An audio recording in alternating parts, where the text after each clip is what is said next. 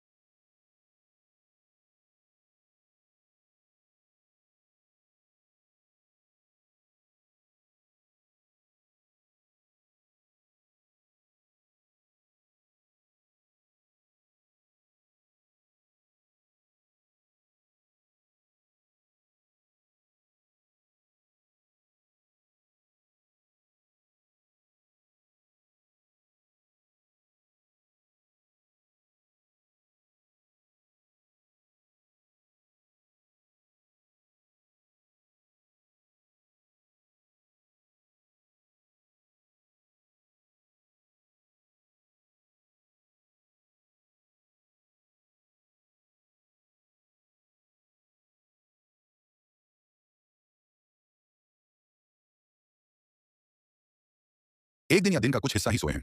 काल्पनिक संवाद नींद से जागने के बाद गुफा के अंदर। तमलीखा हैरानी से, हम कितनी देर सोए? लग रहा है सुबह हो चुकी है या शाम होने वाली है। यमनून भूख से बेहाल, अल्लाह ही बेहतर जानता है, लेकिन मुझे सख्त भूख लगी है। ऐ तमलीखा, तुम यह चांदी का सिक्का लो और शहर जाओ, हमारे लिए कोई कौन पाक साफ हलाल मखाना ले आना। खबरदार, बहुत होशियारी से जाना, कहीं वह जालिम बादशाह हमें पकड़ न ले। तमलीखा, सिक्का लेकर मैं जाता हूँ और अल्लाह पर भरोसा करता हूँ। तमलीखा शहर की तरफ भागा। जब वह शहर के दरवाजे पर पहुंचा तो उसने एक दूसरा ही मंजर देखा। लोग बदल गए थे, इबादत का तरीका बदल गया था। बुतों की जगह हर तरफ अल्लाह वाहिद का नाम था। यह शहर वही था, लेकिन यह 309 साल आगे जा चुका था। जब उसने एक दुकानदार को वह पुराना सिक्का दिया तो उस दुकानदार की आंखें फटी की फटी रह गईं। काल्पनिक संवाद बाजार की दुकान। दुकानदार विस्मय से, यह सिक्का, यह तो हमारे दादाओं के जमाने का है। यह 300 साल से भी पुराना है। तुम कहां से आए हो? क्या तुम कोई खजाना खोद कर लाए हो? तमलीखा घबरा कर, खजाना नहीं, ये तो कल ही मेरे पास था। मैं तो बस कल रात सोया था। धीरे धीरे तमलीखा ने अपनी कहानी सुनाई। शहर के लोग, खासकर उस वक्त के ईमानदार शासक, इस बात से हैरान रह गए कि अल्लाह ने कयामत और दोबारा जिंदा करने के सबूत के तौर पर इन नौजवानों को सदियों बाद फिर उठा दिया है। यह खबर जंगल की आग की तरफ फैली। शासक और शहर के लोग खुद गुफा की तरफ आए। जब उन्होंने गुफा में उन नौजवानों को देखा और उनकी बातें सुनी तो उन्हें यह यकीन हो गया कि मौत के बाद जिंदगी एक अटल हकीकत है। वर्णन आध्यात्मिक निष्कर्ष। एक बार जब अल्लाह की हुज्जत लोगों पर कायम हो गई और असहाब अल कहफ का मिशन पूरा हो गया तो अल्लाह ने उन्हें मृत्यु की नींद दे दी। फिर हमने उनको मार दिया